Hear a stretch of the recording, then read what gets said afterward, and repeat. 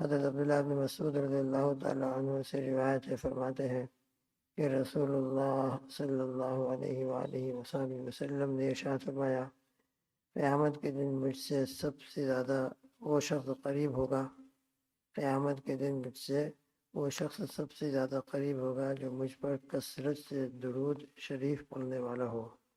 درود شریف پڑھنے میں علامہ سخاوی رحمۃ اللہ علیہ نے قول بدی میں الدر المنظم سے حضور اکرم صلی اللہ تعالیٰ علیہ وسلم کا ارشاد نقل فرمایا ہے کہ تم میں کثرت سے درود شریف پڑھنے والا کل قیامت کے دن میدان حشر کے اندر مجھ سے سب سے زیادہ قریب ہوگا۔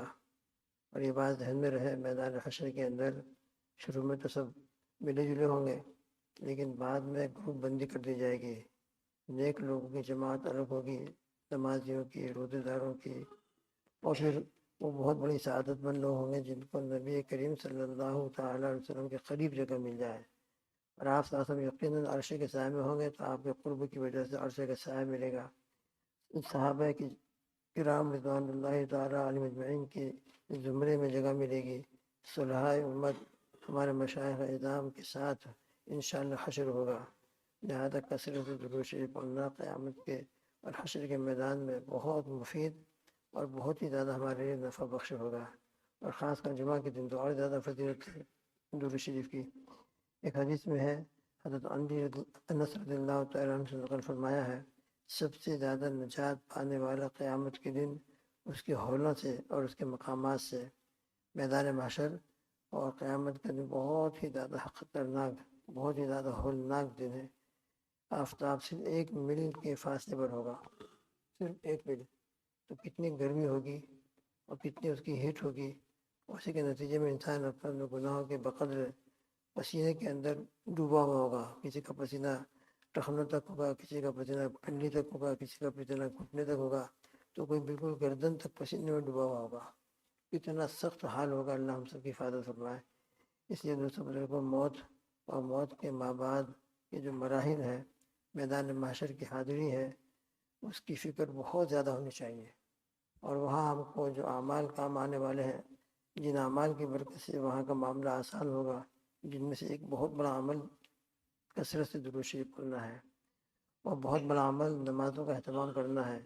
نمازوں کا اہتمام کرنے والے مسجدوں سے جن کا تعلق اور جن کا دل معلق رہتا ہے، اللہ پاک ان کو عرش کے سائے میں قیامت کی جگہ عطا فرمائیں گے۔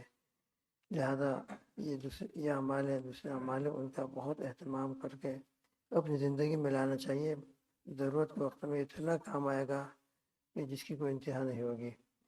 تو بہرحال فرماتے ہیں کہ قیامت کے ہولوں سے سب سے زیادہ نجات پانے والا وہ شخص ہوگا جو دنیا میں سب سے زیادہ مجھ پر درود شریف بھیجتا ہو۔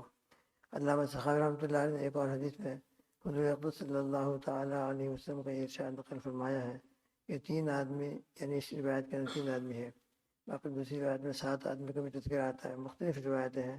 تو اس روایت کے اندر 3 آدمی اللہ سبحانہ و تعالیٰ کے عرش کے سائے میں ہوں گے، جس دن اس کے سائے کے علاوہ کوئی کسی چیز کا سایہ نہ ہوگا۔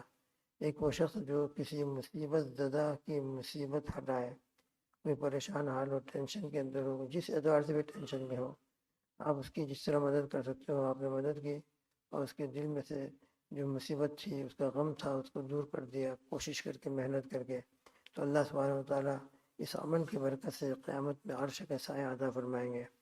دوسرا وہ شخص جو میری سنت کو زندہ کرے، نبی کی کی سنت بہت اللہ کو محبوب ہے، بار بار سنتے رہتے ہیں ہم۔